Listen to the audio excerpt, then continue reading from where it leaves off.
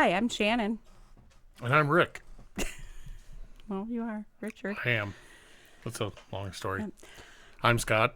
We're your hosts of Living Our Best Defective Life. Yeah, we almost got that figured out. We know what show we're making now, finally. That's good. This is episode 13. Yep. Talking about our dreams last episode, we thought we would go into traveling and what it takes to plan for travel with me, because I'm special. And even if it is just like a weekend where we're gone like one night away, it takes a lot of planning. It's a lot of effort, is what I was going to say. It's a lot of effort. It is. And women, we all know when we're going on a trip anyways, we are always the ones that make sure we have everything. In fact, we watched an episode of Bluey today that just kind of showed that. Dad took the girls to the pool, and they didn't have any of their swim stuff. They didn't remember the sunblock or any of that, and no snacks, nothing. And they were going to go home, and who shows up to save the day with everything? It was Mom. And that's what we do. So when we're going, not only do I need to think about all the normal stuff that you would have for a trip, clothes, all that, I have to think about kind of do the what if something were to happen. So we end up always bringing extra Band-Aids. Always have to have. Yep.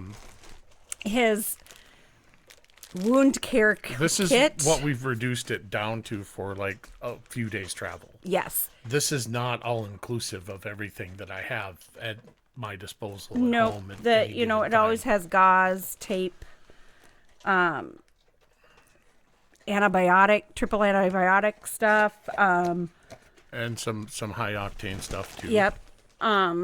I wouldn't put that down there. No, just put it back up. I have your bag. Oh. I have, he has his own backpack. I have my own bag, my purse. Yep. His own kind of like diaper bag that has in there. So it has his stuff. And I always have to make sure he has his extra glasses. You never know when you need the wipes. Extra stuff. And that's stuff that we normally keep in here is his extra glasses, the wipes, just going across town. Yeah. You never know. So, and then plus if we're going to be gone for an extended amount of time, because he has the week-long pill cases, that I make up for him for each week. He has his morning, afternoon, and evening pills. So if we're just going for the weekend, we just have to pack those 3 things. However, if we're going to be gone longer than a week, I also have to bring the whole pharmacy. The whole thing. The whole essential bag so I can refill his daily meds and vitamins and different things. I also make sure, I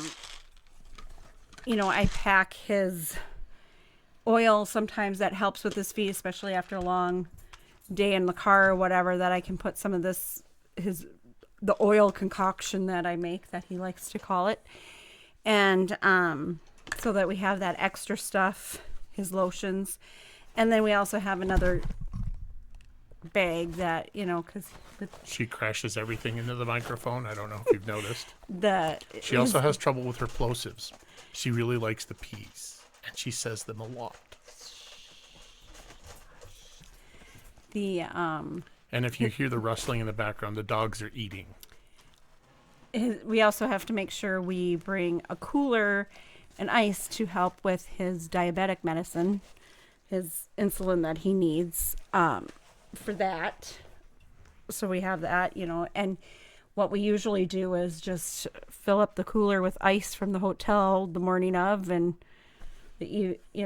and keep it that way. So it takes a lot. And then we also bring the wheelchair, usually if we're going to any place that might do some sightseeing, because it may be a day where he doesn't feel like he can walk and it's not like when we go to Walmart and they have carts there. We can, we bring the wheelchair. When we went to the zoo last summer with the kids, we probably should be talking to my doctors about getting a power chair. Yeah. We're getting to that point. So, it takes a lot of that extra planning and having also extra sets of clothes and socks, especially socks, because of something, just, getting in parking lots, sometimes you can pick up different things. So if you were to step on it's not something impossible for me to step out of a shoe and not know it. It's not impossible for me to step on something that is going to go into the shoe and into my foot and me not know it. Almost 10 years ago now, I stepped on a nail at a job site. Not at a job site, at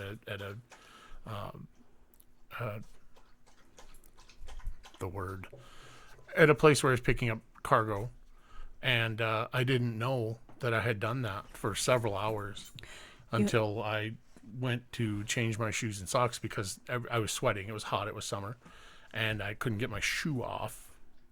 And until I pulled harder and then realized that my sock was, covered in blood, my shoe was full of blood, and there was a nail sticking up inside my shoe. That caused many things. He's also had where a rock has worked its way through your shoe. Oh my gosh, it was so weird. So I had a pair of shoes that a pointy rock got stuck in the sole. And because I couldn't feel it, had worked its way up into the shoe. And so every time I stepped down, this pointy rock poked up into the bottom of my foot all day long and caused a lesion on the bottom of my foot. And it, when we're putting his shoes on each day, we have to check for scorpions. We check to make sure there's nothing.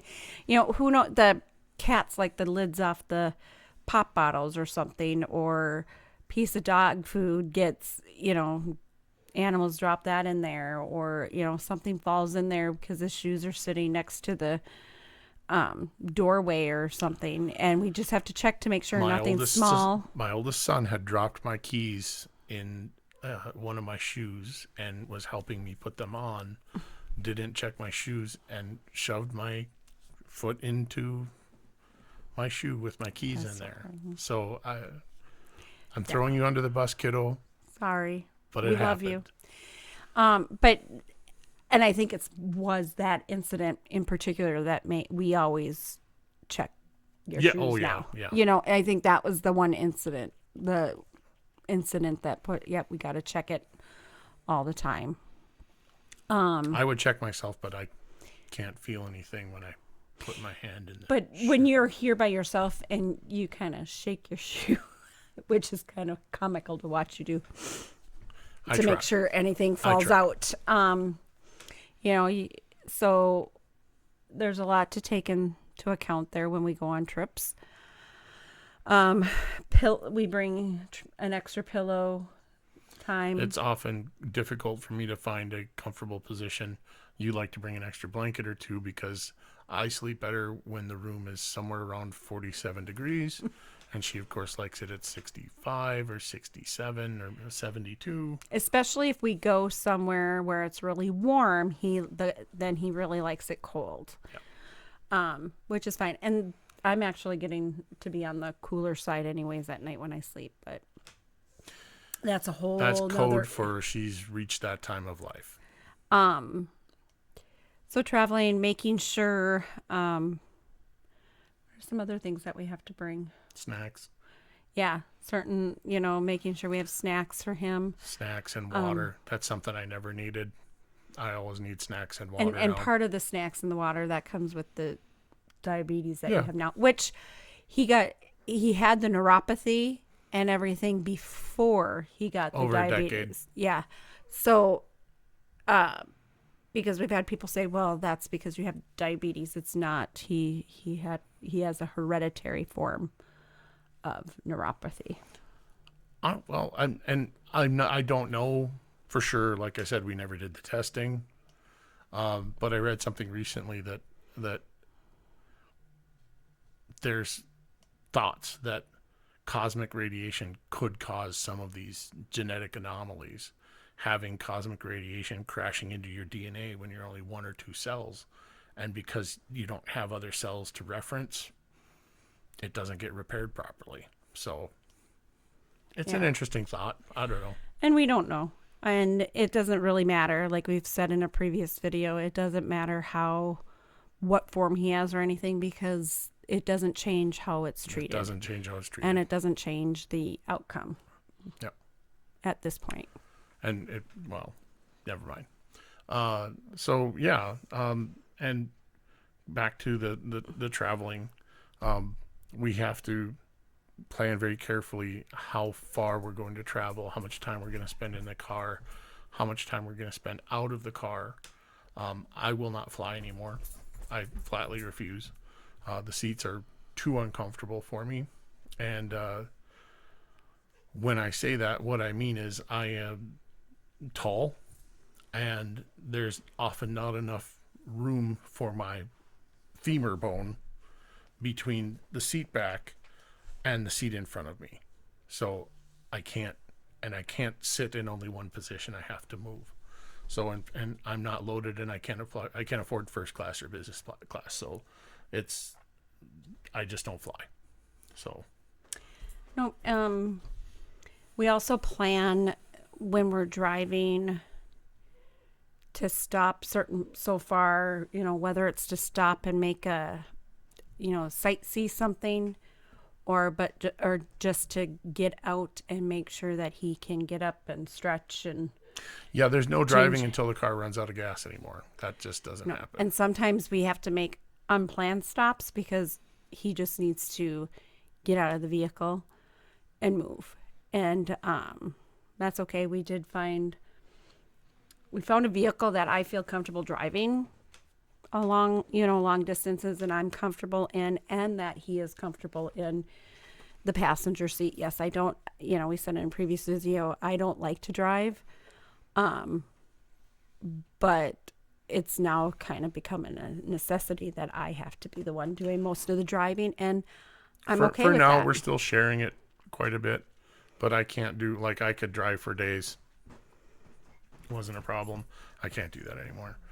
If I can do 3 or 4 hours at a stretch, that's really pushing me, and that means I probably won't drive again.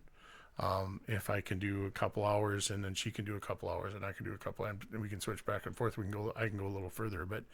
And for me, it's the night driving. So we just make sure we stop before night, if we can.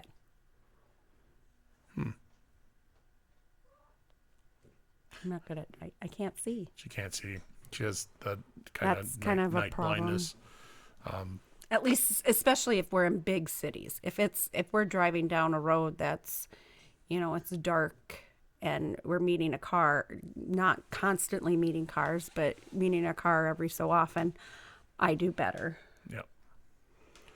So yeah. And then planning for the unexpected. I will probably have to do better with this moving forward. But knowing where hospitals are, making sure that we know where we are relatively, so that should we need to make a call, we know how to direct emergency services to us. Because with him, if he were to get a sore on his foot, whether, a blister or anything, sometimes it can turn into something major very quickly. Hours. So that's just to know that. I mean, I'm very thankful that I know the signs at this point, and I think we've got some good ER stories. I think the last time we went in that they said, "Hey, who drew this mark on?" I said, "Oh, that was where it was this morning." Well, who did that? I did. They're like, "Oh, this isn't your first rodeo." Nope, it's not our first rodeo. We've been here, done that, and I knew at this point. And we got the belt buckles to show it. So it's past my point. I can usually get now where I'm like, yeah, we're gonna go. They're gonna admit you. You're probably gonna spend 2 to 3 days, or I even know when. Oh, you're probably gonna spend. This is gonna be another week in the hospital type of thing. So it's sad that I know that. It's sad that when we went, we both had doctor's appointments the one day, and we got there, and this was still when they were kind of going with COVID. So they ask you all the questions when you first enter. You know, have you been out of this? You know, they ask you all these questions before you even get to check in. So we're answering those questions and getting our masks, and we get up to the check-in place, and they just hand us our stuff and say, "Yep, we have you all checked in. We figured nothing's changed since 2 days ago when you were here." And so we went and sat down. They know us, so I don't know if that's a good thing or a bad thing. Well, you know, at least you're treated well when you're friendly with everyone. So I think that about wraps this one up. Yep, for traveling, we just have to plan ahead. That's the big thing. Plan for everything and expect everything to go wrong. Yep. So this is Shannon, and this is Scott. Live your great life. Nope, that's not it. Well, and if you like what you see, like and subscribe. And if you guys have any questions or anything, or it's any suggestions when we're going down towards the Grand Canyon, and Route 66 is kind of what we're doing. So if there's anything you think we would like to stop and see that's like all alongside the road, let us know. I'll take those. I have a lot of plans. I have a lot of ideas. Whether we can turn them into plans is a different story. So yeah. So we're living our best effective life. We'll get it right one of these times, I swear. Living our best effective life. Living our defective best life. Nope. Goodbye. Bye.